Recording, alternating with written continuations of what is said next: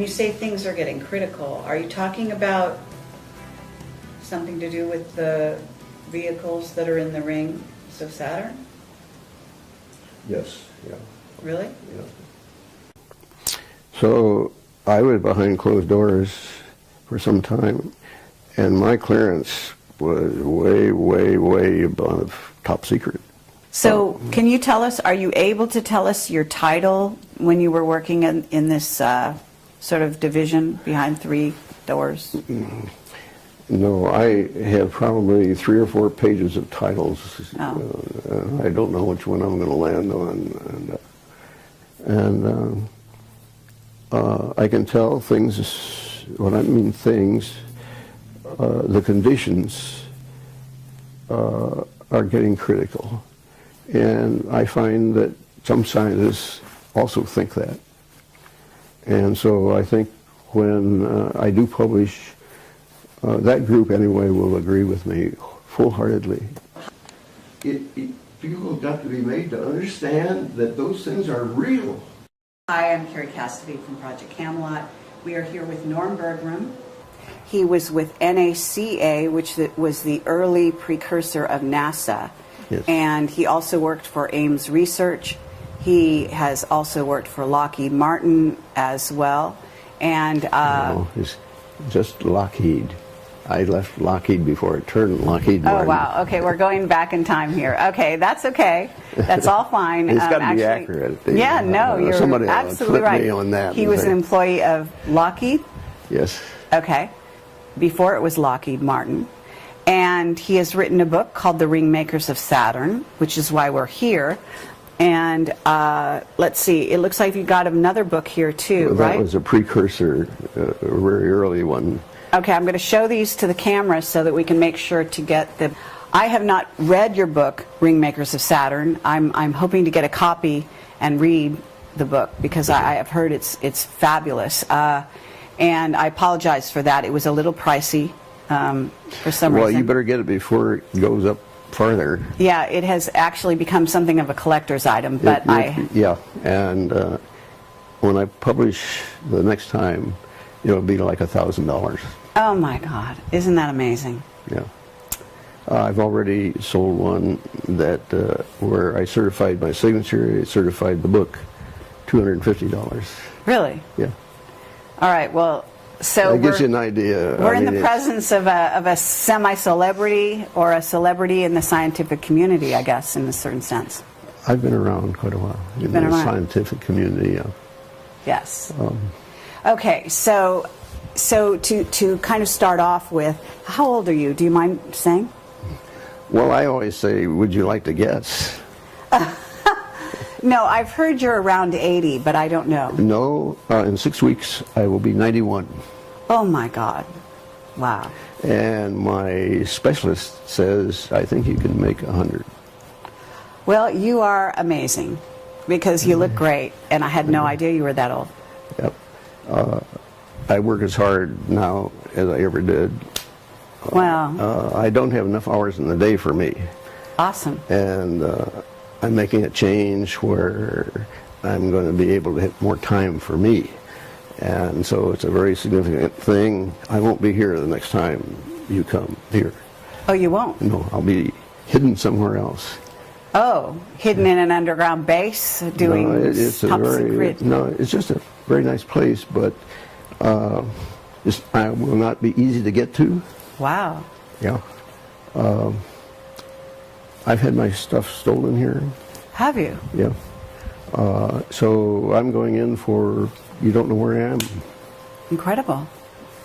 Okay, well, that's very, very interesting. And right now we're in Los Altos Hills, and we are actually in your home. And thank you very much for having us here. Well, you're welcome.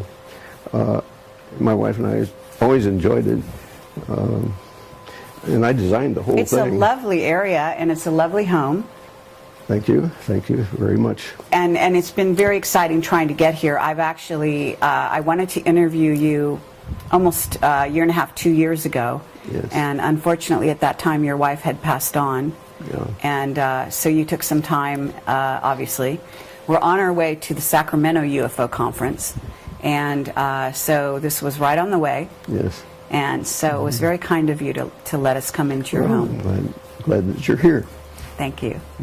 So what I'd like to do is have you introduce yourself and your background, because obviously I've been getting a number of things wrong because... Well, you got it right now, and the point I think you're interested in is how did I ever get interested in this?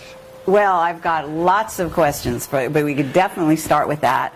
But first, before you do that, what I want you to do is I want you to talk about your background. I want you to talk about sort of how you made your career progress, I guess you would call it, in the scientific community.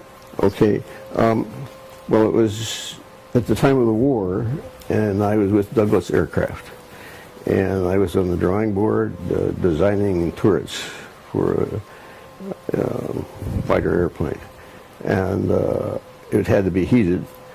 Then a department manager showed up one day, and he asked my boss, "Is there anybody here that would like to come up north? I need somebody bad fast." That's essentially what it amounted to. And he said, "Yeah, check with Norm." And I'd heard so much great things about being up in the northern parts, more rural and down in the south.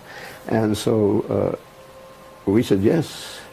And I went to Ames Laboratory. When I walked in the door, I was immediately an assistant project manager. When that happened, at that point, I was just a plain mechanical engineer.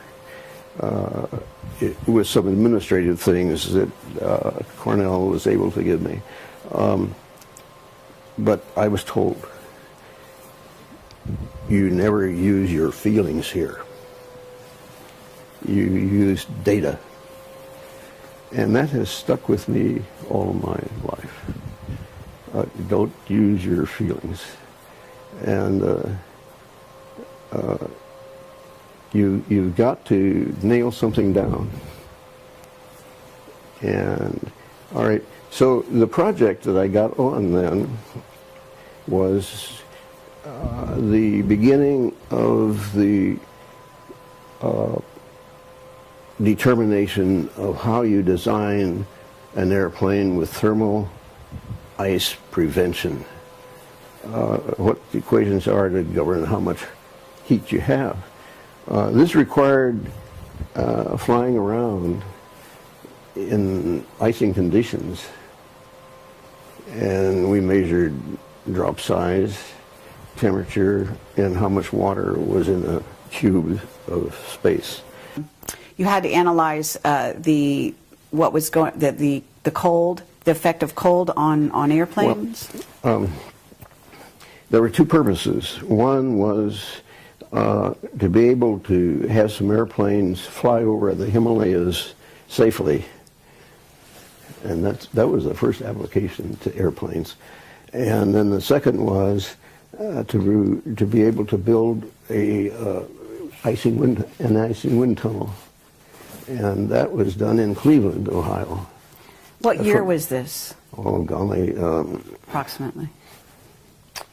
1945 was when they started to build, I think. The flights were mandatory, and what we had was a sort of a dummy wing mounted amidship where we could adjust the heat on this model and determine exactly how much heat it took to get the ice that you saw there to go away. Oh, I see. There were some precarious flights. What about flying in the Antarctic? Did you have to fly, or did they do any tests down there? I think it's probably safer to fly in the Antarctic than it is where we flew. Oh, really? Yes, because it precludes formation of large drops. If you have large drops and they freeze, you're in bad trouble in an airplane. Oh, so it's the medium cold that is a problem. Yes, see, that's why we measure temperature, you see. One of the, I got to tell you this story, is that we flew from Laramie, Wyoming, to Salt Lake City. And in between there's a range of mountains, but there's a cutout, so that you can go through there at low altitudes. This particular flight, I could tell from the instruments that I had, which were virtually the same as the pilots, that, hey, we're losing altitude. I've never seen an altimeter hand spin like this. It just went around like that. Wow. You know. And the airspeed stayed up for a little while, and then it began to drop. Mind you, we were flying at like 150 indicated speed, and so it got down to 100, and uh-oh, here we go. And stall was like 92. We hit 93. Wow. And at that point, the pilots had poured on all the power to the engine they could get. The hand for the temperature, the piston rings were in the red, which you should never fly an airplane like that, but we did in order to get out of this downdraft. I see. And so that's the kind of thing we went through. Wow. And why did that happen? Was it just because it had this down sort of area of between the mountains, or we would have crashed had we been over to the right or to the left. We had an airline pilot, a United airline pilot, that knew all these routes, and that's precisely why he was chosen. I see. So that we would have as safe flight as possible. Yeah, we would have intercepted, no question about it. Very, very interesting to go back in time this way. Let's fast forward a bit. Okay. Okay, and you went from studying this and from dealing with this and had exclusively, I'm assuming, to do with normal airplanes, right? Not rockets or going out of space. Not at that point, right. Not at that point. Okay, so at what point did you kind of move into the scientific area dealing with I don't know, did you go from there to Ames? Was it Ames or was it NACA? Well, you see, I was at Ames all the time. I did the icing work. Oh, you were. And I did some stability and control work. Okay. Particularly as it related to the roll of airplanes and if they would go unstable in a roll condition. And I found conditions where they would. And so we had a situation with the test vehicle called the X-17, I believe it was, where they spun it up to try to keep it stable, but they were testing the warhead. And it was a flight where the head would go Mach 15. Okay, so I was able to back out the reason for it, and it had to be that the missile, the material in it was just off enough. It's sort of like a tire that was not properly balanced, and it would whip. And it just whipped. You know, so you had to know all of that. Did you also have to know things about weather? Because eventually the rings of Saturn, I think maybe there's a link up here. On our flights, we had a professional meteorologist, and the pilot, the meteorologist, and I always looked at the weather patterns. And during that time, I got acquainted with a number of other meteorologists, and they told me how they thought weather appeared just come out of nowhere. And I found that very fascinating. And anyway, the meteorologist and I wrote a joint report on the meteorology of icing. Oh. And so you had that background as well. So, okay, that was at Ames, correct? Yes. You see, we knew the icing program was going to come to a close, so a bunch of us proposed flights at Mach 15. And lo and behold, one fellow went down to the newly opened missile division in Van Nuys. And he wrote me a letter and said, "Norm, you won't believe this. They're doing just what you guys wanted to do." And here's an application, and they just fill it out. This is where you should be. And I did fill it out. My pay went up by a factor of 3, and at one point where we had this instability of the test for going Mach 15 down there, the head of the project was so impressed with how simple it was to fix this that I became one of his favorite guys. I see. Okay, so at that point you're working a little more in, when you say the missile area, but was that was still, I mean, we're still talking about here on Earth, right? Yes. So how did you make that transition to looking at... No problem. The equations are the same, airplane-wise, as the missile. Okay. And as a rocket as right, well, right? Yeah. So did you, I mean, I'm really not sure, but did you work on the shuttles? No. No? No, that was after. That was later. Yeah. That was. So what was the politics that went from NACA to NASA? Because you must have been around right during the transition, right? The idea of space was coming into the picture, and NACA was the National Advisory Committee for Aeronautics. So how do you fit it in? Well, we'll just invent another organization, and we'll call it NASA, National Aeronautics and Space Administration. I see. So they get both of them in there. But in a sense, when you were at NACA, because you wrote the Ringmakers of Saturn, so at some point you were already looking out to the stars, right? So if this organization was just called National Aeronautics, what was it, organization, NACA? The National Advisory Committee for Aeronautics. Advisor, okay. But they had to go into space before it became NASA. Didn't they deal with space? The only one that went into space before it became NASA was the missile I worked on in Van Nuys. Oh, really? Yeah. Where did the missile go? Where was it supposed to go? Were you shooting it somewhere? Well, let's see, we were firing it from Cape Canaveral and out over the ocean, and make sure that we didn't land on any land down in there anywhere. Right. But no, that was really the early years. Okay, so you're working for NACA. When did you write the book? I wrote it in 1981, I believe it was. Had you left NACA when you wrote the book? Yeah. How long? I don't know. It was, Approximately. When did you leave NACA? I guess it was like, it had to be Lockheed in this case. I think it was 1659, something like that. Wow, so you wrote Ringmaker Saturn a couple years, like 20 years later.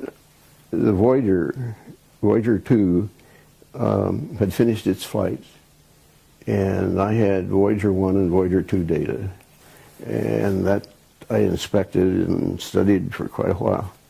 And that's when I wrote the first book, and I was so surprised at what I found that it took me like the 4 years to get the book published, because I wasn't sure that what I had was really right. And so I looked in many articles and books to see, oh yeah, this sort of fits what they're talking about there. Okay, you're okay, so publish it. And so the book came out in 1985. Okay, and that's the Ringmakers. That's the Ringmakers. But the other one, this one... That's 1971. I had left Lockheed at that point. And so I was down at Santa Cruz on a vacation, and one day I spotted a real bright light in the distance. And at first I thought it was a a helicopter with the sun shining on the windshield. I was laying in the direction of the sun being from my back, and I was looking forward to look at this bright image. And finally I decided, hey, that windshield couldn't shimmer like that. And I ran and got my camera and shot some pictures. That was really a convincing time for me. So was that a UFO? What we call a UFO? You know, when it comes to calling things UFO, I part ways with people. Okay. What would you call it? It's an IFO, because I named it. Okay. Okay. Well, did we build it? Pardon? Did we build it? Who built it? The craft? I don't know who built it, but what I found out is these things inhabit Saturn. That's where I first discovered them, and they're proliferating. They're now Uranus and Jupiter. Wherever you see some rings now, why, that's one of these. You see the craft. Yeah, I call it a ring maker. Yeah. Okay, you call it a ring maker. Yeah, and I say it's electromagnetic because I could identify streamline patterns with respect to it that I knew were what we call potential lines, and that says it was electrical. Interesting. Well, so the craft that you saw in Santa Cruz was the first sort of precursor of your kind of giving you a heads up. Is that right? Yeah, and then for this book, I believe it was simply a picture taken out over these mountains. The object was over the ocean, but it was very bright, exceptionally bright. And wow. So did you look at the sky with a telescope, or were you looking at the sky with just your naked eye? just naked eye. Uh-huh. But you saw these objects. Yeah. And did you talk to anyone about that? No. You didn't? No. And you just decided to write your book? Yeah, there were 26 copies of those. I don't know where the other 25 are. You're kidding. Yeah. You wrote 26 copies of this book? Yeah. That was how many were printed. And yeah. there's, wow, this is really a collector's item then. Yeah. That's incredible. You find one, why, I'd like Wow. to get it myself. Okay, that's fascinating. This is interesting. Yeah, that's where I got the idea that there were streamers from these objects. And, or I couldn't have drawn that, okay? I see. What do you mean by streamers? Well, you see those? Yes. I mean, it actually looks like art. Yeah, but yeah. I call those streamers. Mm-hmm. I mean, do you know what that is? I can tell you what in our physical terms they would call it. They would call that pinched plasma. Oh, And it means it's hot because it's plasma. I see. And because of certain speed and all this kind of stuff, it comes out pinched. You know, it's a certain condition. When I saw it, it was though on the top of the cylindrical object, the color of those streamers was what I call a nauseating chartreuse. Really? Yes. It was really the most nauseous chartreuse I have ever seen. The closest color that would match it is chlorine. So you see these plasma sort of coming off the object, and this is with your naked eye. Yeah. Okay. So I mean, you must have a very unique way of looking at craft, obviously. I can't say that was completely the case. I did get my binoculars by this time. Oh, okay. And that was helpful. Okay, and you filmed it as well, did you say? Well, just stop, you know, you have some stills. Are there stills in this book? Well, of course, the Ringmakers of Saturn is all government shots, and they are stills, and these are stills. So. But any of your own? Only Tomorrow Technology, they are mine. Oh, are they? Okay, interesting. So at this point, you're talking about having been in Santa Cruz and seeing a craft, inspiring to write the first book, I guess. Yeah. And that was about, what you said, 1979 or 71. when? 71. Yeah. And then what happened after you wrote the first book? What was the reception to that? People take it, and I'd never get it back. I'd loan it to them. I'd never get it back. They just disappeared fast. I see. What kind of people would take it? I mean, were they other scientists? Yeah, by and large, yeah. By and large. Because, yeah. Were they employees of NASA at that time? By then, NASA was formed, right? Well, it's just people that I knew, my colleagues here and there. Okay, so you went from Ames, NACA, and then to Lockheed, right? Yes. But at that point, when you went to Lockheed, was it turning into NASA at that point? When I left, the answer is yes. When I left NACA, it was only months when before it NASA, became NASA. Yes. Okay. Yeah. And why did you leave NACA? Well, I think it was because the fellow that sent me the app thought I should be down there. He said, "Hey, this is the kind of thing you've been doing there, and you should be here." And he was so right. Oh, so the organization that sent you the application from Southern California was Lockheed? The fellow that sent me the application formerly worked at Lockheed. I see. So was it Lockheed Skunk Works that you ended up? No, I haven't been in there. I don't. You haven't? No. You never met Ben Rich? No, I have never met him. I have met some guys that have worked in there, and they've told me stories about that, but I've never met him. So the division of Lockheed back then that you worked for, was it top secret or was it just in the public domain? When I worked at Lockheed, I had documents that were indeed top secret. Really? Wow. Oh yeah. And then I went through the first generation of the Polaris underwater launch vehicle, and then I got tapped to go behind closed doors. Oh, you did? Yeah, and I was there for till I got claustrophobia. You got claustrophobia? Yeah.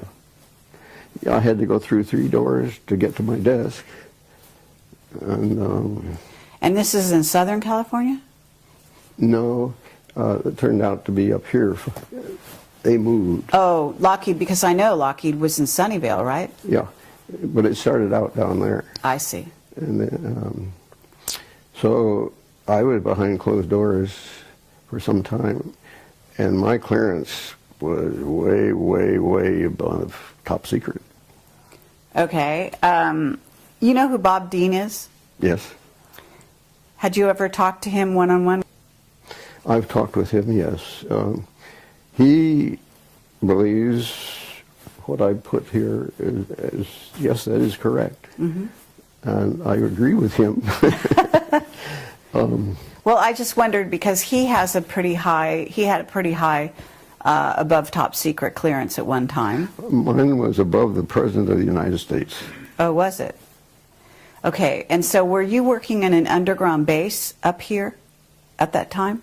No, it was just a place that you would know how to get to. Really? I wouldn't know how to get to? It's, if you stumble around enough, you can find it, but I see. it wasn't all that big a deal. But So were you? Was this the kind of thing where you signed the non-disclosure? You say you had to go through 3 doors to get to your... Yeah, I had to sign my life away for 30 years. Wow. Is it still in effect right now? No. No? So could you tell me anything? No. You can't? Mm-mm. Why? What would happen? I'd prefer not to find out. Oh, okay. All right, well, let me ask you, I mean, I know we're kind of jumping around here, but you're certainly piquing my curiosity about some of these things. So, was Lockheed over by Moffett Field during Yes, those days? Yep. Okay, that was a pretty fast yes. Yep. Okay. I was born at Moffett Field Hospital. Oh, you were? Yeah, I was.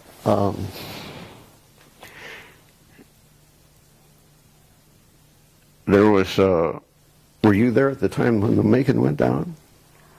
The what? The Macon? The Macon? The Zeppelin, the dirigible. Oh, I don't know. I mean, I was very young. Yeah, okay, all right. So there was a dirigible that went down in Moffett Field? You know, it's in that housing that is being stripped off of the top of it now. The hangar. The hangar. Has a lot of history. Yeah. So did you ever see any UFOs out there? Now, let's go back on this and get that straight. I'm sorry, okay. Yeah, because... Whatever you call them. You see, when you say unidentified flying object... You're right. You're absolutely right. You can't go anywhere with that. Okay. The only reason I see that people like UFOs is for that very reason, so I can keep in business all the time. Because it's unresolvable. Okay. Now, that's so you've identified it. But when you resolve something, you know... Okay. But if you were in above top secret, let's say you might have seen some craft in those hangars. Is that right? It was my first clue that there was something in space that was different. Okay. I was handed one day a set of data.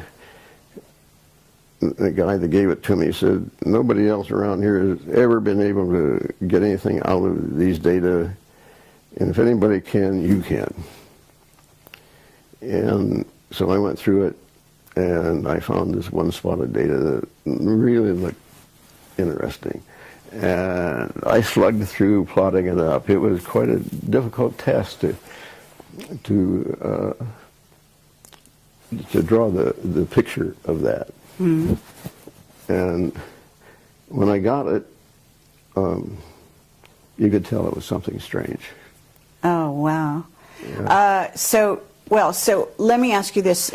Can you tell me that you actually saw these things on the ground at all? Were they in location? I didn't, at that time. I have seen one on the ground in Antarctica. You have? Not personally, but an image of one, which I wished I had cut out. Right. So no, these things can come in real low. Yeah. They're all sizes. Mm-hmm. It's the same deal as airplanes. You know, they're Cubs and all that kind of... You know. Right, and so when you're talking about the craft in the rings of Saturn, you're talking about something huge, right? Yes. Much bigger than we could even conceive of, I understand. What is it? I don't know, what was it, 70,000 square feet? I could, in looking down on the rings, I could see parallel lines crossing the ring, all the rings at once. Mm-hmm. That's about as long as you can get them. That's incredible. But I could tell that those lines demarked the outside of an object. Mm-hmm. And that's how I came up with the scale I present in there of different lengths of these things. Okay, so at this time, though, you've written the first book, and you're working above top secret. You say you got claustrophobia, and at that point, you hadn't written Ringmakers of Saturn. That's right. Had you start to stumble on some of the information that eventually went into the book? I didn't start anything with a book until after Voyager 1 and Voyager 2 flew. Okay. But did you, back in those days, you already were sort of clued in that there were... Exactly. That's why I started looking at anything I get a hold of. And this turned out to be just 35 millimeter slides that Caltech had released to the public distributor down there. And so I got just these small little slides. And but you, at the time that you got that, you were not employed with anyone, correct. Is that right? Yeah, I was on my own. Yeah. Yeah, I knew eventually I had to do that. So are you sort of saying, when you say you got claustrophobia, I don't know what that means. Do you mean that you became sort of tired of working at in this above top secret area? Yeah, no, not tired, and it was very exciting. I got to see everything that went on all over the world. Wow. Nothing much has changed. Yeah?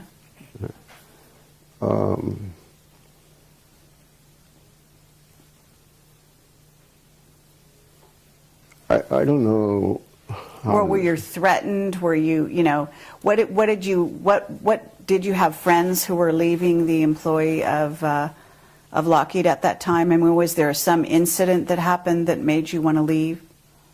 No, it wasn't that. Let's just say that you're confined to one room, day after day, year after year, same walls, so forth. That's claustrophobia. I see. But I knew that, hey, there's something going on out there, and see if you can't find it. And so in other words, on a certain level, you wanted to go beyond the confines of what you were studying. Yes, sure. And I made myself a policy. It's got to be all government images. No shots by me or any other person. Okay. Because what happens is that if you say, oh, let's say I took the picture. What film did you use? What shutter did you use? Da da da da da. Mm-hmm. That is never questioned when you have a government picture. Okay, but have you heard that NASA alters their footage coming from the moon, etc.? I know some of the things they do with it, yeah. Okay, so even their footage is not always dependable, right?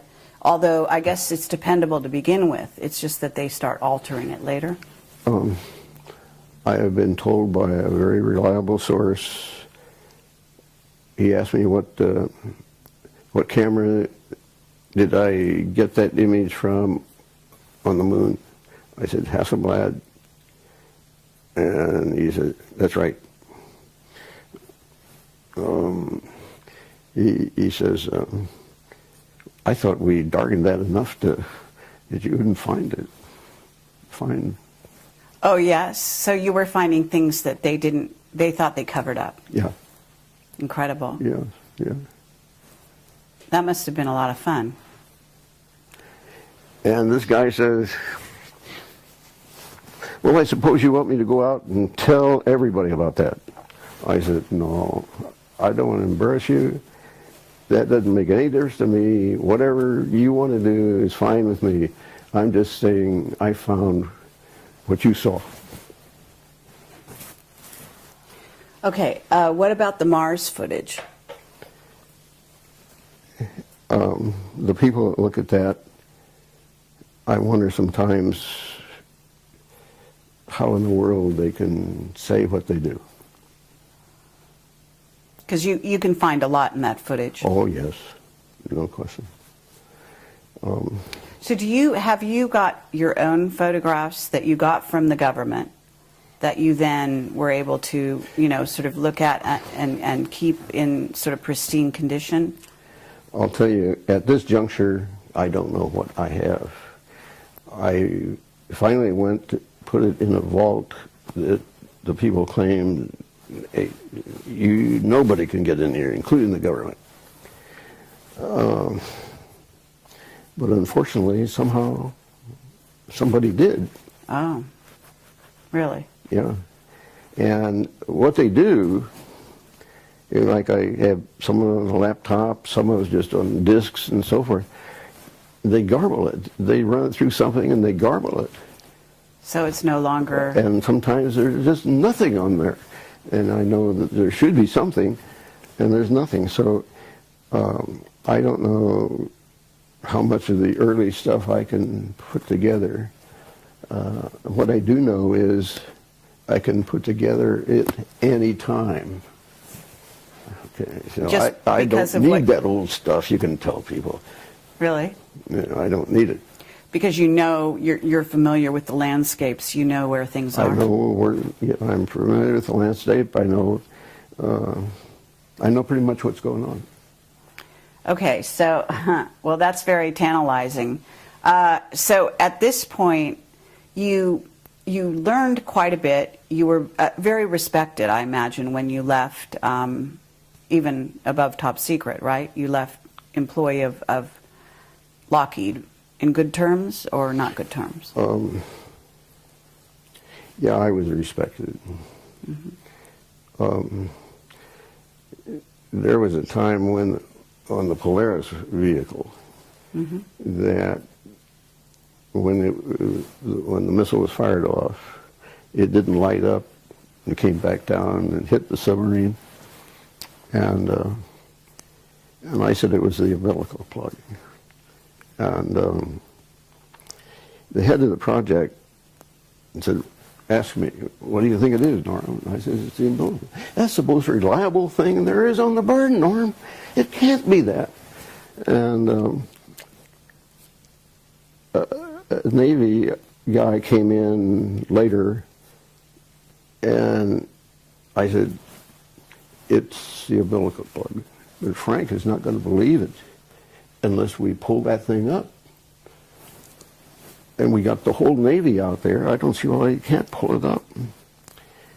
And if we don't pull it up, the Soviets are going to do it. Mm-hmm. He said, "Norm, focus your, synchronize your watch with mine. 3 minutes, you're going to have a call from Frank."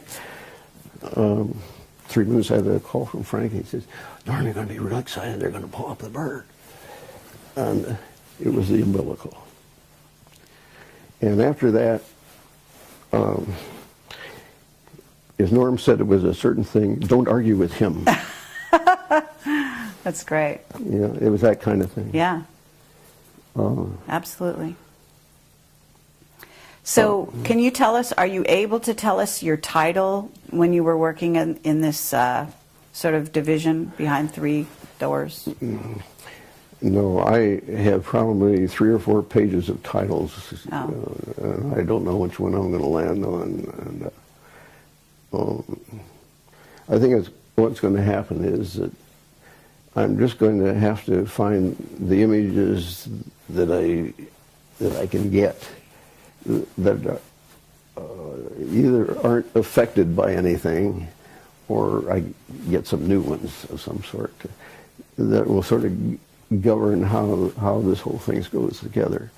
I am very aware of Sagan's principle. When you make big claims, you have to have big data, you know, and that's the big thing about it. That amassing enough data that it's got to be true. There's so much of it, you know, and it takes a long time to put together that kind of story. Right, but you've been working on this whole idea for a long time. It's up here, all right. Yes. But I haven't been able to get anything much down on paper. I spent 2 years with my wife before she died, and 2 years getting things straightened out afterwards. So there's 4 years in there I've lost. I see. And I can tell things, when I mean things, the conditions are getting critical. And I find that some scientists also think that. And so I think when I do publish, that group anyway will agree with me full-heartedly. On your conclusions. When you say things are getting critical, are you talking about something to do with the vehicles that are in the rings of Saturn? Yes, yeah. Really? Yeah. You see, it's sort of simple.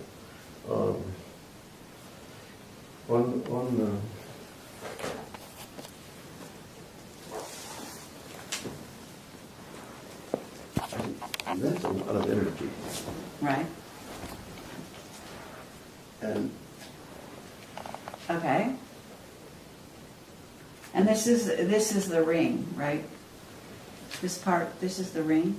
that ends up being the ring. Yeah. It's And they're- hot plasma. Oh, really? Okay, so, and what your theory is they're manufacturing it, is that correct? It comes, that's the exhaust from this thing. From the craft? Yes. Is it because, are they stationary or are they moving, the craft? They're probably moving. So do you think, when you say things are getting critical, are you Okay, saying? now, just take that picture and say that's the exhaust. It's like you have an airplane with an exhaust. Mhm. It's in your atmosphere, and it can load a lot of energy, you know? And, but this is, Saturn, like John Lear says, you know, Saturn is the focal point, and I can't agree with him more. Okay, but John Lear talks about Saturn actually being portal into another dimension. Well, you know, he's theorizing. Yeah, so you don't necessarily go there. I don't go that way. Uh-huh. I either say, this is the way it is, or I can attack it. Okay, but you're saying things are getting critical because I'm really curious. Are you saying that those craft are coming here? Is that why it's critical? No, I'm saying, in effect, if they do, and there's a good probability that that is possible, Uh-huh. then, hey, you've got to get with it. You can't wait around. Mm-hmm. Okay? But you see, no one really in this country accepts the concept that at Saturn, those things are there. Right.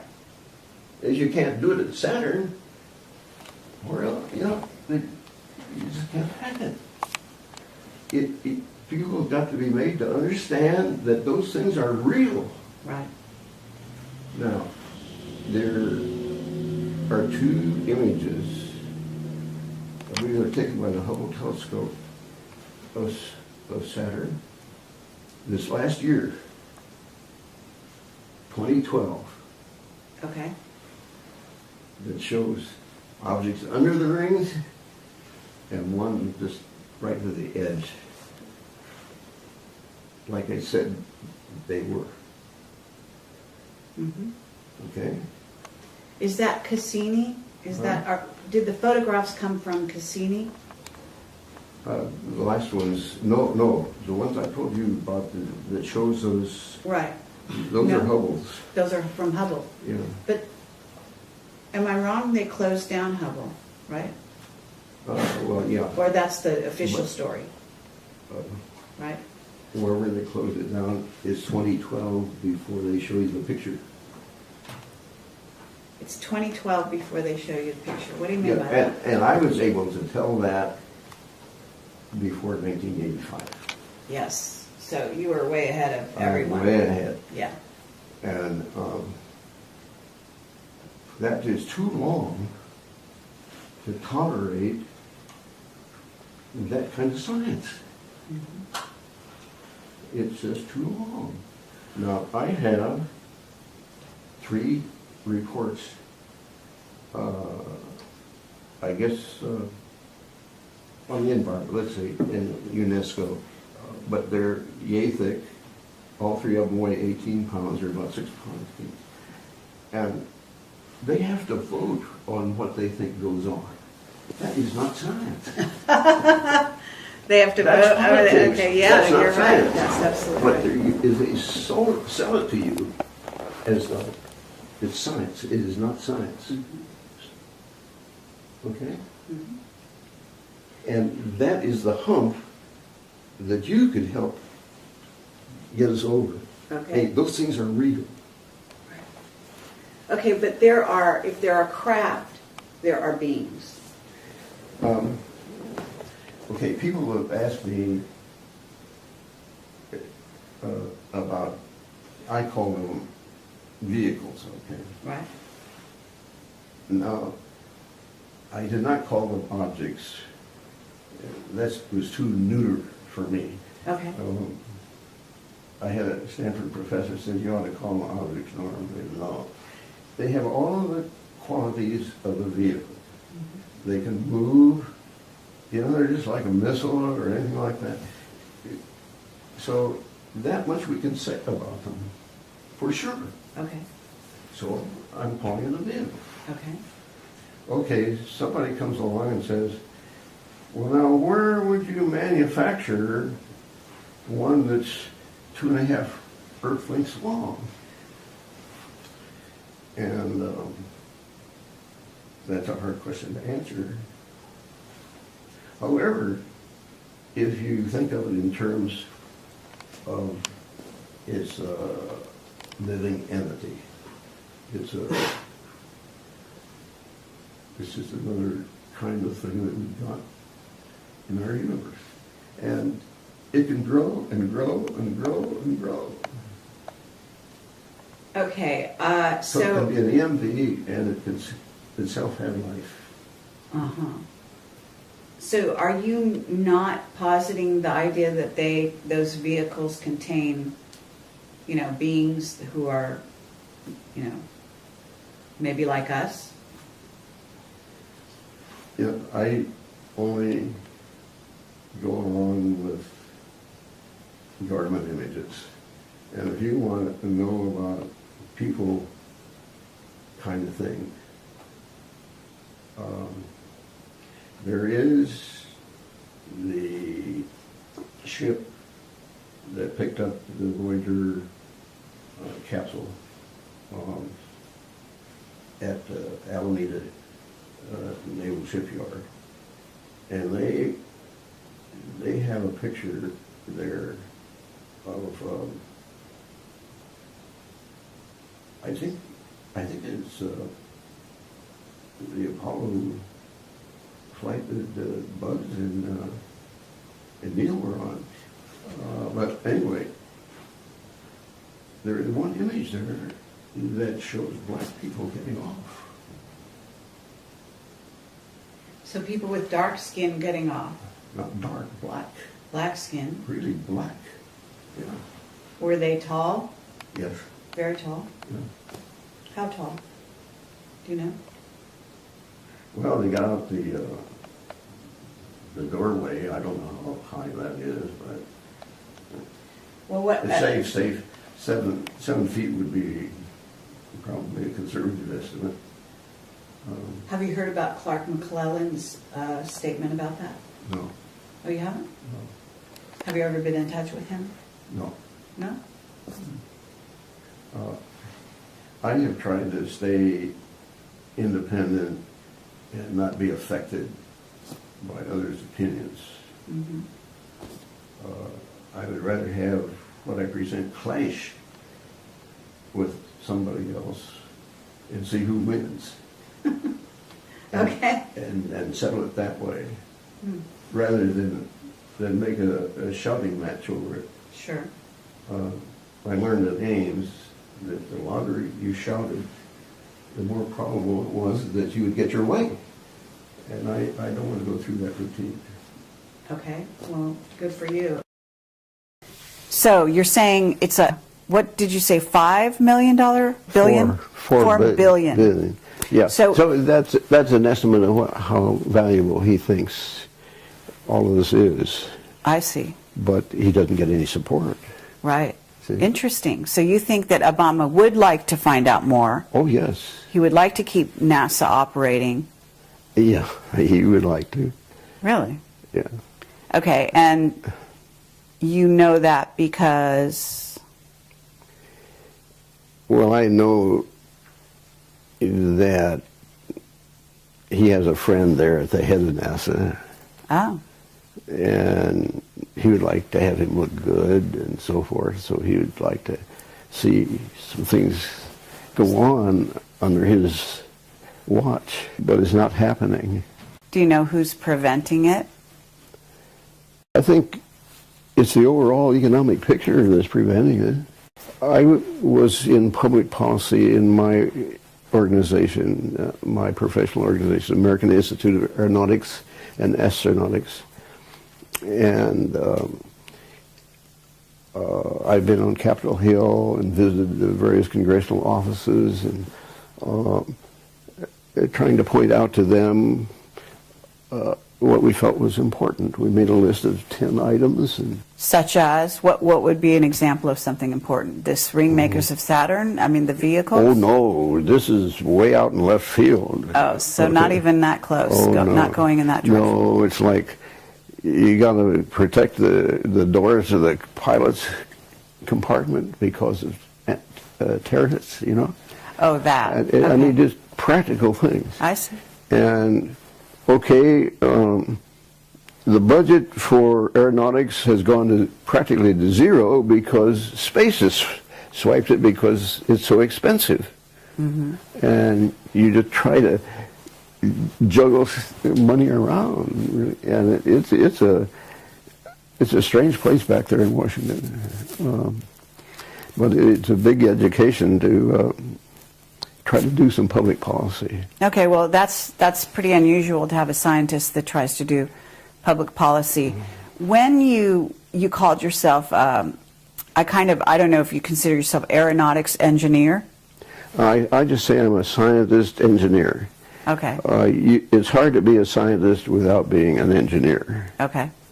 And when you say training for just an engineer, I don't think that's going to work.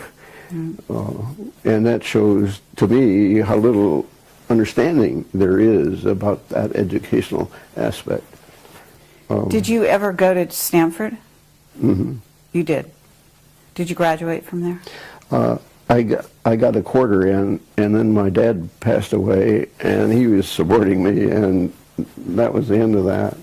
But it was long enough to be an alumnus of Stanford. And Okay. the other interesting thing is that Ezra Cornell and Leland Stanford got together on the founding of Stanford.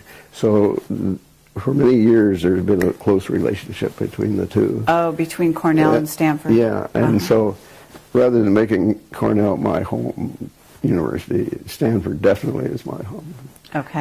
But to get back to the subject at hand, with regard to the rings and regard to what you've seen, and when you wrote your book, what was the response to the book when you published it in the scientific community, at Stanford, at these places?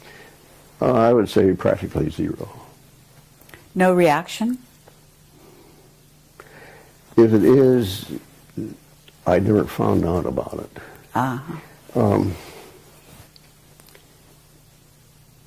I think only now are they beginning to listen, and it's come around this way. I was in early April given some fruit, and the person that gave it to me had bringing over followed up fruit for a number of times when we had lunch here. And this one evening, I decided, well, I'm going to cut a little out of that apple. It looks so bad anyway. And I took about 2 cubic inches out of 1 cubic inch out of one and another cubic inch out of the other.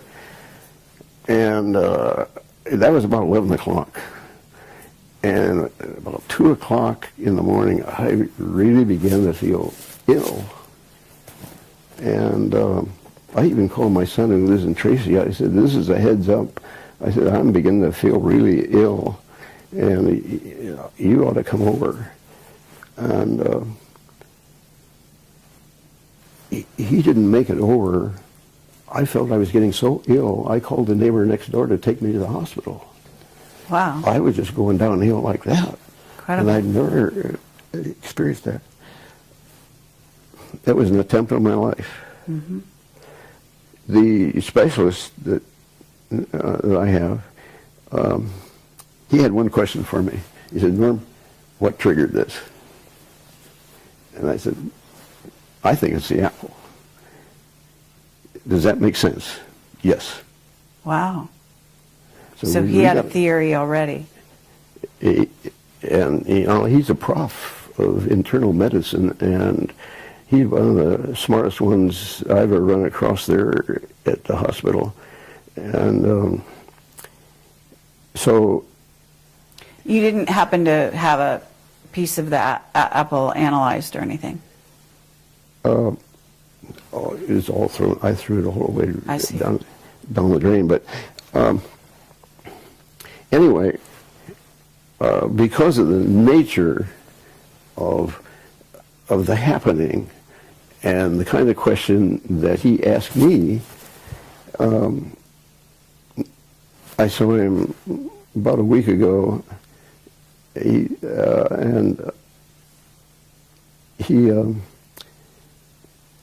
says, you know, I've spoken to a physicist about people, about some of your ideas. Okay, that's what I'm saying. Now, through the hospital, because of what has happened, I've caught their attention. I see. And when you say because of what has happened, what has happened? I almost lost my life. Okay, so you almost lost your life, but why is, in other words, why do you think they're focusing on you suddenly? You know there's a movie out called Prometheus, right? I can't say that I do. You don't know that. Well, there is one. And I talked to Richard Hoagland. He said Prometheus is, well, first of all, there's a moon in Saturn called Prometheus, right? Yeah. And I'm told that there's some kind of interaction between that moon and the rings. Well, sure. There's no question about it. Okay. Yeah, I would agree with him. And and you say there's something going on now. It's becoming critical, is how you're terming it. Yeah, it's much more prevalent than what we saw in 1985 or a little earlier. Meaning there's more activity on Saturn, do you think, or just more activity around this question about the rings and the craft in the rings? No, there's actual activity. There is. You know, to start off with, Uranus, which is one of the other planets, did not have rings. That's right. But now it does. Right. See? And so that kind of thing is going on. And we really ought to get to the root of it. Okay, do you have a theory on why Uranus suddenly has rings?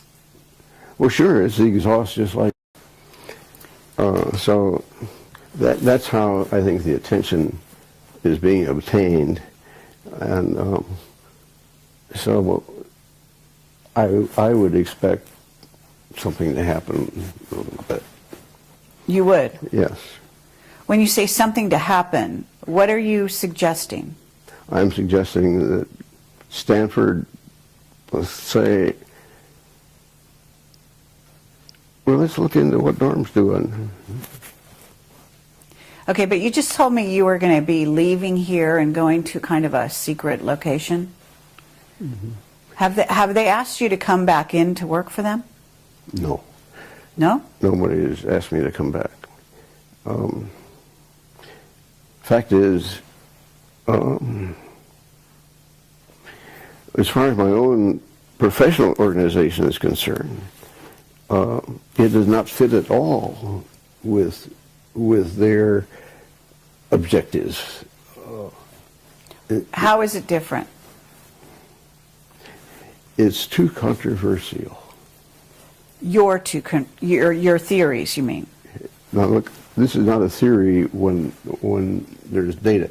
If I propose something, that is a theory. Okay, so your data or your conclusions? Yes, conclusions. Your conclusions Yeah. are too controversial, is what you're saying. Yeah. Okay. Yeah. They don't want to get involved in that. But if there, as you say, there are new rings around Uranus, and there's other activity on other planets too, isn't there? In the solar Jupiter. system? Jupiter? And what's happening with Jupiter? It's getting rings. It's getting rings. Okay, and are you seeing craft there as well? Vehicles, as you call them? I haven't identified craft, but I can tell you that where there's rings, there are these things.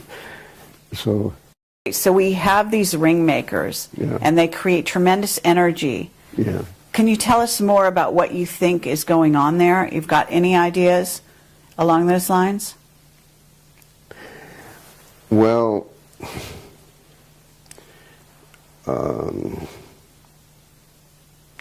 let's just take one that there was this, what do they call them, far lookers, or these psychologists? Oh, remote viewers. Remote viewers, yes. Right, that's what I'm... I just did an interview with somebody there. Which one? I had heard that there was one that saw something out there in the rings, and they were mining the rings. That's true, yes. Okay. I think I read her book, and she couldn't see anything from the side, but when she looked from the top down, why, that's when she saw things. I see. I happen to been able to uncover what she saw. Really? Yeah. And what did you... I would say, I don't think they're mining the rings. I think they're nursing from the rings. Oh, in other words, you think they're using the energy to power their craft. Yeah, that's where new ones are getting their energy. New vehicles are getting their energy? Yeah.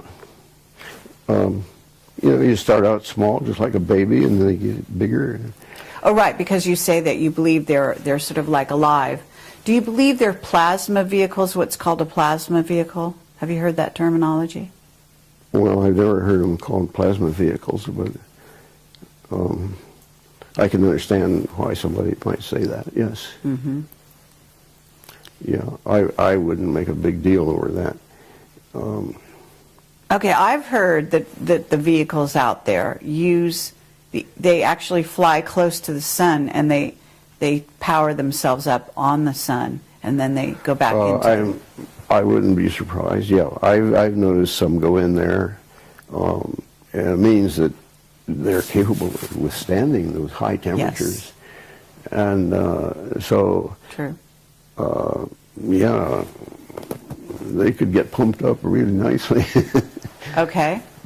Okay, so, well, we have a very active scenario out there. Yeah. And you say it's critical. When you use that word, critical, that kind of sounds impending, like there's something coming to Earth or coming at us. Well, when I read that the universe is expanding, I say, the universe is expanding. You guys are just saying you have objects out there that you use to say the universe is expanding. But how about supposing they're increasing their speed? That would appear like what you're saying. And if something out there is moving faster to get away from something else, we may have a critical situation. Okay, very interesting. So something out there is moving faster to get away from something else. What would that something else be? It's hard to say.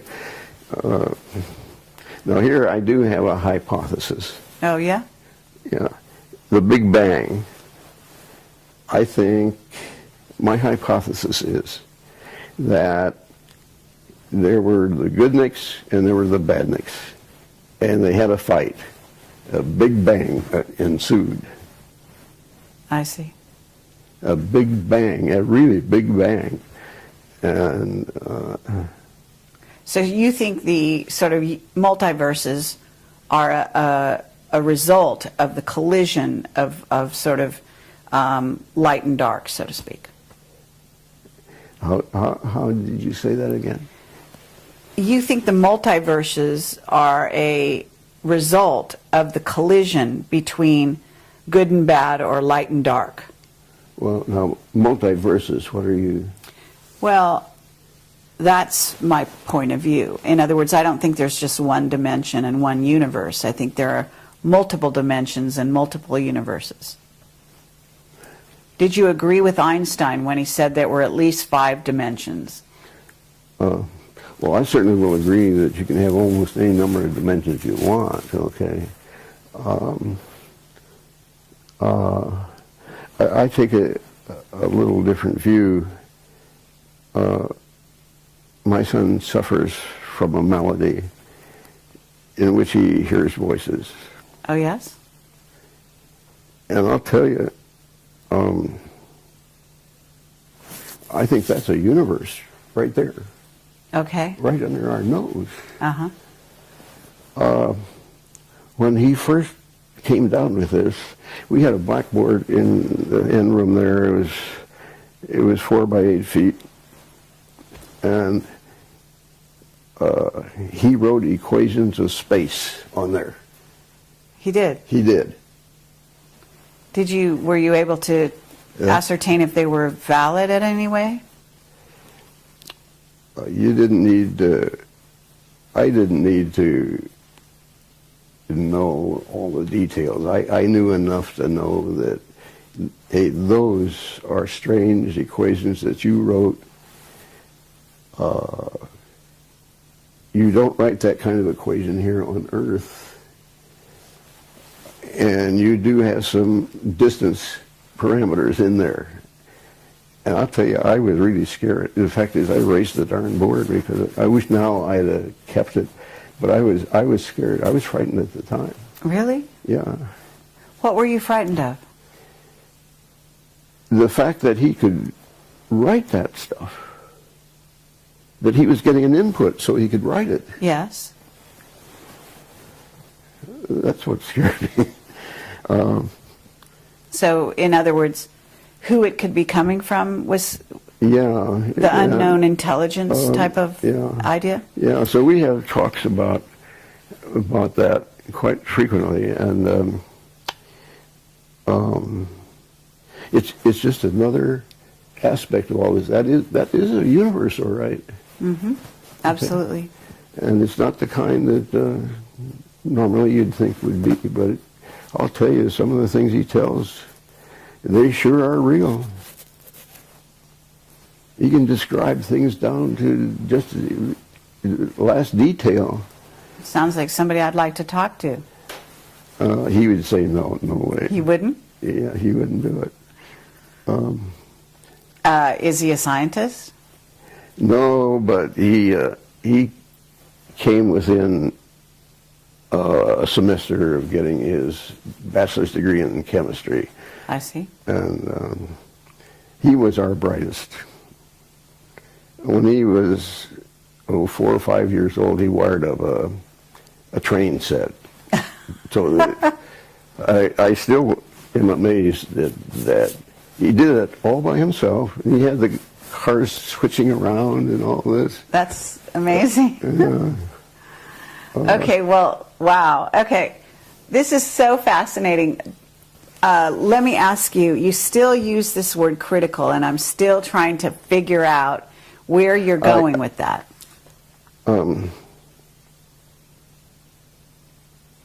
tell you when I get the book written, I'll tell you what it is. Right now I have a gut feeling, okay? Okay. That always precedes things that are going to happen. I've done many analyses with, hey, I got a gut feeling that that's it. See if it is it, and I'll be right. And you'll be right. Mm-hmm. Yeah. So you're someone whose gut feelings are something to pay attention yeah, to. it's a gut feeling right now. Wow, that's incredible. Let me ask you, are you still in touch with the scientific community? Do you consider yourself, or do you consider yourself out on the fringe? How do you feel about that? Oh, by definition, I've been out on the fringe ever since I left Lockheed. That's the way that definition goes. And I had been director at large of our San Francisco section, not San Francisco, but the region of AIAA that included 6 states. And AIAA, what is that? American Institute for Aeronautics and Astronautics. Okay. And the idea was to keep Norm active and also let him float around amongst the sections and so forth, which I did for a while. And I got to seeing that, hey, it's running pretty good. And where I saw that they're reinventing the wheel, that's when I stepped in with it. As a staff person, I kept a lot of stuff. And so I've been asked to step down from that job because the regional director is going to leave it. And so I welcomed the invitation, and so he will be quitting also. So that does leave me sort of... So you mean you've been doing that up to now? Mm-hmm. Really? Yeah. They've actually had you active in that organization, kind of overseeing things? Oh, yeah, yeah. Oh, yeah. It wasn't much, but when you read what's going on in Arizona and Washington and so forth, it takes a while to read all that stuff. Mm-hmm. And so, well, let me ask you, I mean, you know that NASA has been sort of a front organization. I call them a front organization for the secret space program.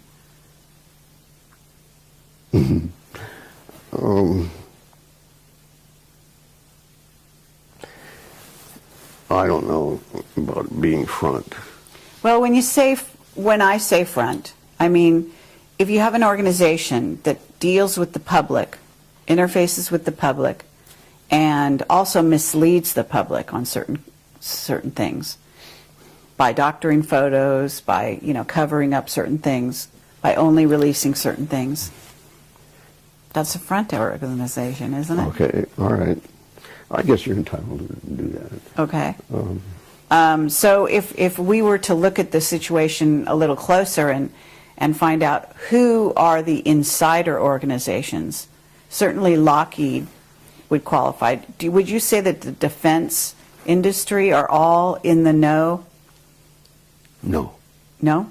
No. Lockheed only recently has been getting images themselves. Mm-hmm. And having worked there, I don't think there'd be anybody that would be capable of doing the kind of work I have been doing.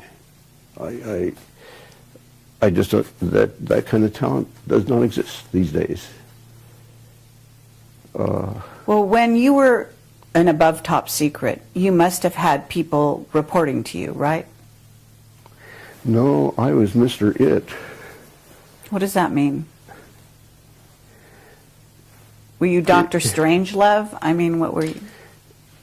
By it, okay, here's some data. Uh-huh. Tell me what it means. So you were the go-to guy. I was the go-to guy for, whatever they handed me, I took it apart. One of my reports went to Kennedy. Oh, yeah?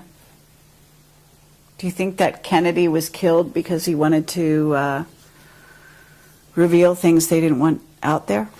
I don't know. We had a fellow that was from headquarters, and that occurred while we were all behind closed doors, and they were completely dumbfounded about it all. They couldn't figure that out at all. You mean, what couldn't they figure out? You mean why he was killed? Yeah, yeah. Why or how, even that. I mean, and it's still a mystery today to a large extent. But anyway, it was interesting to hear stuff, opinions from headquarters, from a headquarter guy. So they were stunned by Kennedy's assassination. Yeah, they were, yes. Even no behind closed doors, yeah. as you call it. Yeah. Back then. Yeah. That's very interesting. Well, if you were to look at the time when you were behind closed doors and you left on good terms, you say, right? Yeah. Did other people leave at the same time you left, or did people stay there? Oh, they stayed there. I was proselyted out. What does that mean? I went to work for a firm that had started up. A fellow was a nationally known aerodynamicist, and he founded his company, and he wanted to grow it, and he attracted me. You can give yourself whatever name you want. We're going to try to expand my company. The thing was that he also had on his board of directors a professor from the Stanford Biz School. Okay. And it seemed to me like, you know, here's a chance, Norm, for you to grow. And but things did not work out for either of us that way. Do you know why? Yes. Why? I did come up with something that they could do. It required the services of one of the gents that knew how to program the computer. And that was the advantage of the outfit. They said, I can it can handle any size computer that there is. And, okay, so the day came, and this fellow's name that owned the company, his name is Jack, and Jack called a fellow in and says, Norm's ready for you to program things. Jack, I'm going to have to think about that. Can I tell you over in the morning what my decision is? Yeah, think it over. Next day came, he says, Jack, I can't do it. I am an aerodynamic specialist, and if I do this other, I ruin that. It's a no-go. Oh, how interesting. Yeah, that was his attitude. And you check around, and the good guys still have that attitude. Right, that they don't want to get their hands dirty. They don't want to be sort of tarred with the same brush. They've chosen, you know, their route. Straight and narrow. Yeah, and you come along and deviate them. They can't hack it. Very interesting. And so that's when we parted ways. But it all has been a great learning process. But you went out on the circuit and you did talk about ring makers a bit, because Yes, there's a couple of videos. I did go out for a while. Yeah. And, geez, I read an article just recently where somebody comes up and says, we can get to the nearest star system. You know, I gave a paper, one of those UFO organizations, speeches, and I told exactly how you'd go about it then. And so now, you know, it comes along, oh, for Pete's sake. And you did back when? When was this? Oh, In the 80s? well, it had to be after 85, 88, something like that. So are you, you know, I have so many questions. Would you say time travel is possible?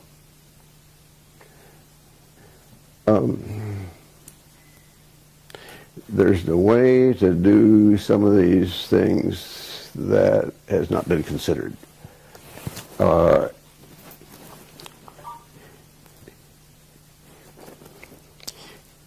You know what Mach number is? Okay. Okay. Einstein got together with Mach one time and asked him, how do you set up stuff in a reference manner? I'm faced with that, what I'm doing. And Mach says, you get a reference. And speed of sound is mine for aerodynamics. And I can just see Einstein walking away. What's the biggest number I can find? You know, the speed of light. Mm-hmm. See? All right, so it had commonly been thought that you can't go faster than the speed of light. Right. It has been commonly thought that you couldn't go faster than the speed of sound. I say, hey, wait a minute here. You know, I found like 16 samples of where astronomers measure things going faster than the speed of light. Mm-hmm. Yes. Okay. See, now there it sets up a new regime.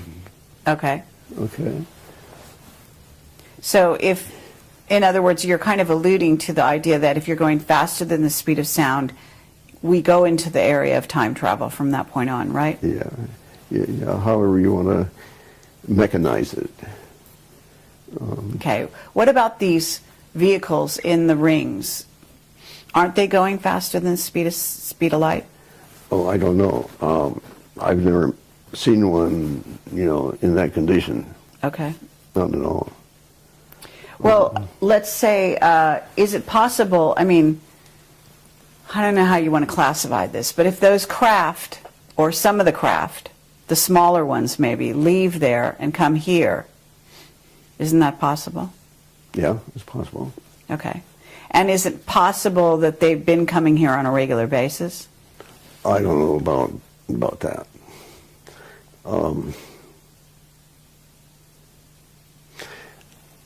I'd be in better shape to know about what you're asking. See, now you're asking questions that are downstream from... I understand. And I'm not there yet. Okay. What about, I'm still, you know, I mean, okay, let me ask you this. I remember that John Lear told me that you told him that you saw here in, I don't know, it was on the 101 going around somewhere around Palo Alto or maybe Los Altos, and you saw what looked like a very low flying jet that was a hologram. And you determined it was a hologram in some, because it actually, I guess, disappeared all of a sudden. Well, that story is almost correct. I was with this fellow Jack at the time. And I don't know whether you know where Gun High School is over here or not, but we were in that vicinity. And all of a sudden there was this huge-sized airplane that flew over there. It looked exactly like an airplane. Mm-hmm. I said, Jack, did you see that? Yeah. But, you know, it was below the allowable level. Yes. And there were no complaints. So it had to be a picture, you know. Really? But did it disappear suddenly? Well, it was only there just a fraction of a second. You know, you just gotta, if you weren't looking, you'd miss it. Really? Yeah. But it has to be going very, very quickly then. Yeah, it was. So you determined that it was a hologram? I didn't determine it. It's just the fact that there weren't any critics around here that says, hey, there was an airplane flying below allowable levels and we gotta do something about that, because there's a lot of people like that around. And, right. But there were none, so okay, so it had to be. So that's okay. What year was that? Oh, I don't know. When I was with Jack. Approximately. Would this be the 80s? Because you left. Didn't you leave Lockheed right around? Well, you wrote this book in '71, so.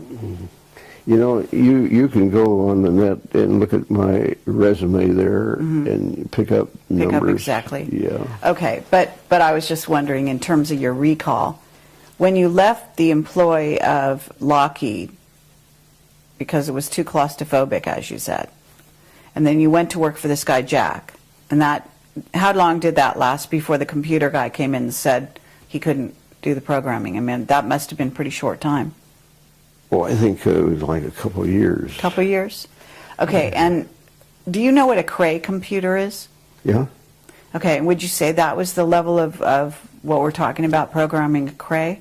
Or? Oh, this could have been done with a much simpler computer. I see. Yeah.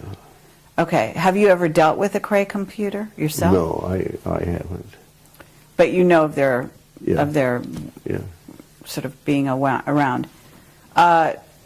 Okay, in terms of this, again, this critical time that we're in, can you describe this time? Like, what do you see something happening in these times? I mean, obviously we have critical things in terms of, you know, the world politics and economics and things of this nature. But when you talk about critical, I'm actually seeing something to do with space. Are you talking about, for example, you've heard of, you know, incoming planet, like the second sun? I don't know if you believe this is a binary solar system. Do you follow that theory at all? Well, I guess the most critical thing I can see is that a lot of ice is leaving Antarctica. Yes. And that indeed will raise the sea level. Okay. And that indeed will cause some problems in many places.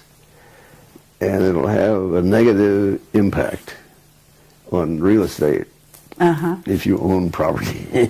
Water, yeah, oceanfront property. That, to me, seems like a no-brainer.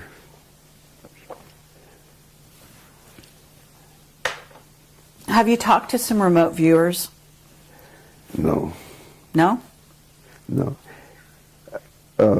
Other than the story you said about the woman Yeah. who looked down on the rings. You know, that's interesting that somebody has that capability. Right. But it's not something that's acceptable scientifically. Okay. Okay. Well, the craft, again, the vehicles in the rings, you don't think they're mining, but you think they're using the energy to power themselves, in essence. Well, when you say power themselves, power the entity, the vehicle. You know, the objects that I saw were very small inside the ring, and they were connected to the inside ring. And it just seemed to me like, oh, hey, these are babies, you know. And that's how I came up with the idea that they're nursing from the ring. You know, they're getting life, strength, and whatever you want to call it. But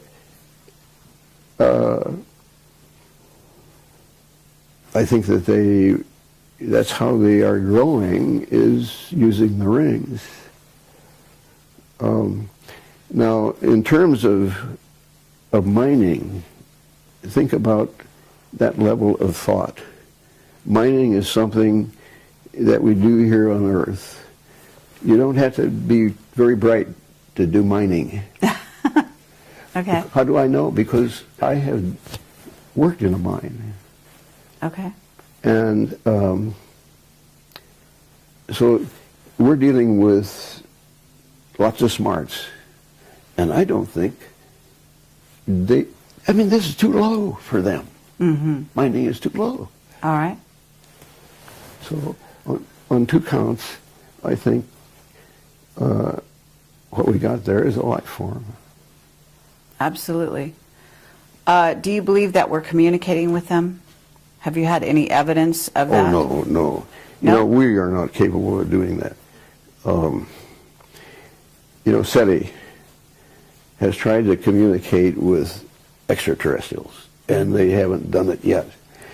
They have chosen the type of person, the type of entity that they want to communicate with is somebody that knows how to build radios. Right. That constrains them in their thinking immensely. Right. Okay. Well, okay, but of course we're Project Camelot, and we talk to people like Richard Hoagland and so forth, and I don't know if you've heard of Zecharia Sitchin. Yeah. And his theories. He passed on recently. Yeah. Did you know him by the? I met him. Yeah. You met him. Yeah.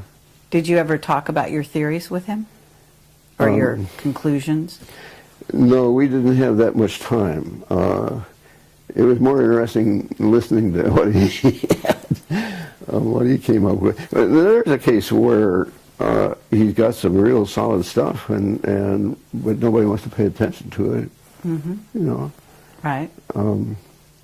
Richard Hoagland just recently said to me that he thinks he's seen cities in those rings. Cities. Cities.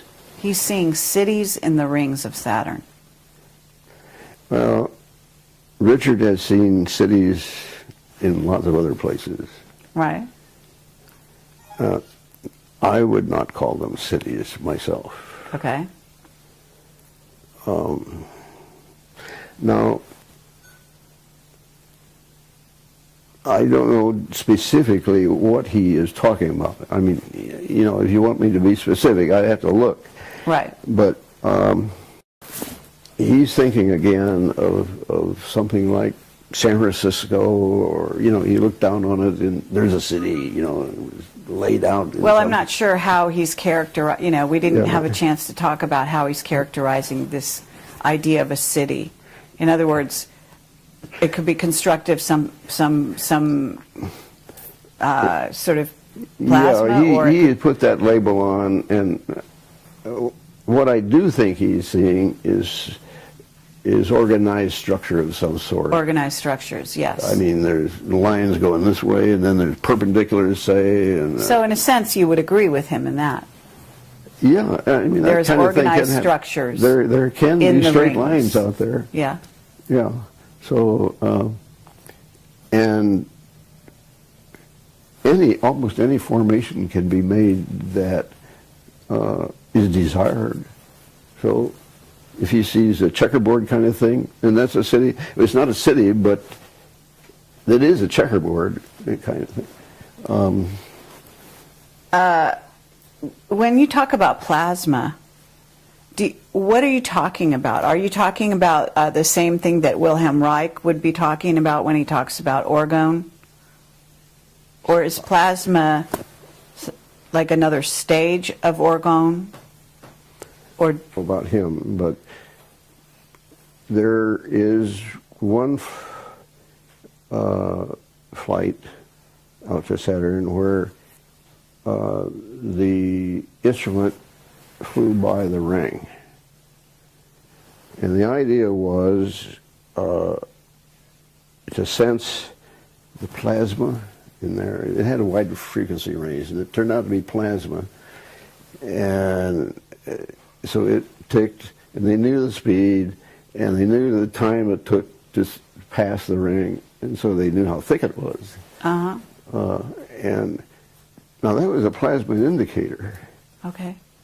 So it has been measured that indeed there is plasma rings.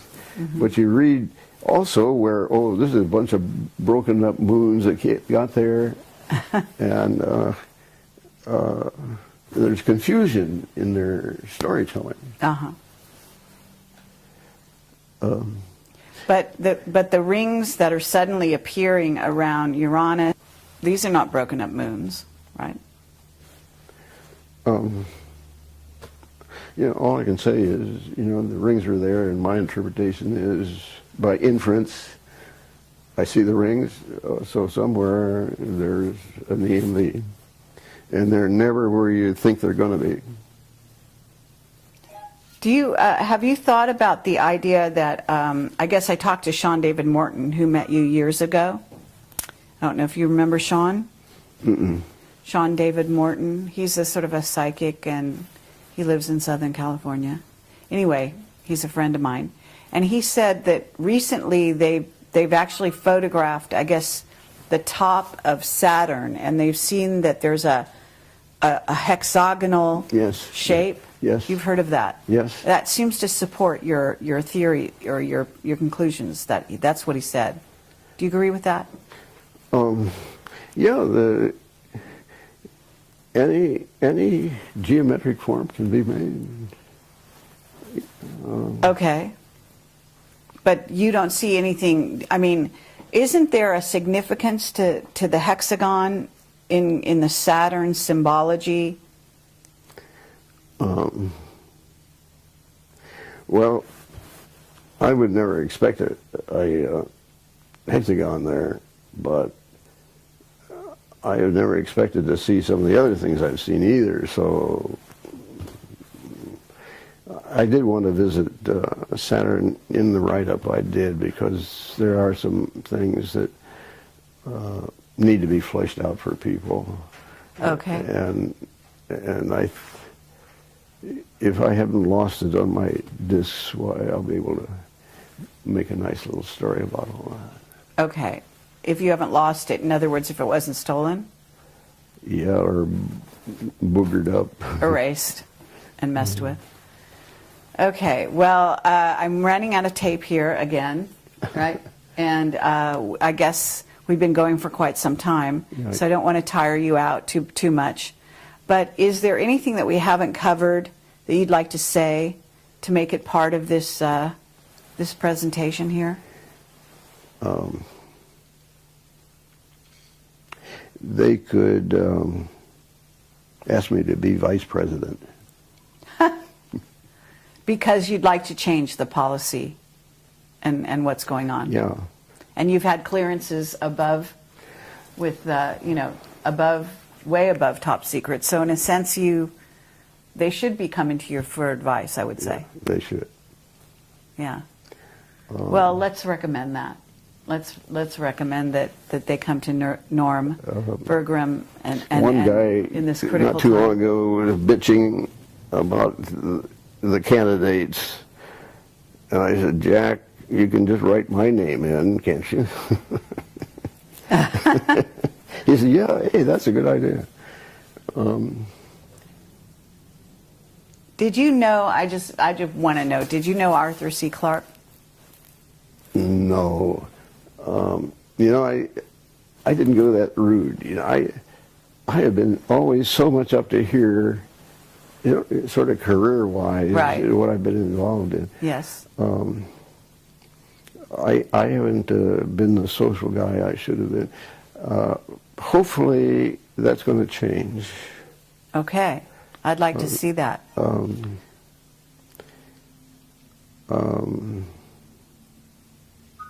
I'm a type that is pretty flexible. Uh-huh. And Well, certainly you must be if you've done all the things you've talked about, and you also are able to, you've obviously worked in areas of policy as well. yeah, well, see, that came about by the prof at Cornell called me in one time and said, how would you like to grade papers, law papers?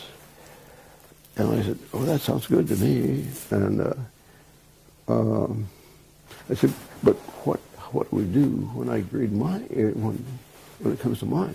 He says, you grade it just exactly like you grade the others, but give it to me afterwards. But he told me that as an engineer, you really ought to get law under your belt, because you know the nomenclature, and these are the guys that are running the country, basically. Mm-hmm. And they really don't know about some things that they should, but they just do it. And so over a period of 10 years, I got a law degree. Oh, you did? Wow, that's incredible. And on top of everything else you were doing, you got a law degree. I found it just exactly like the prof said, yeah. And that's what made it so easy to go in. Otherwise, I wouldn't have done it. I see. Okay, Norm Bergrun, I believe that there's more that you could be telling us, but I understand that you still have some secrecy or oaths. Is that correct? You're kind of abiding by those? I could tell you a lot of war stories. The answer, you know, I could tell you a lot of stuff that's sort of related to all this, but give me some more time, and I'm set myself up so I don't have to make my own bed. I don't have to cook some meals, you know, and all this. And TV will be taken care of for me. Just a lot of things will go to zero. I see. And so Norma's going to have some more time to do some things to get it together. Okay, but are the people that are making this possible going to let you go out and talk about it? Yes. Yes, they are. And I already tweaked them.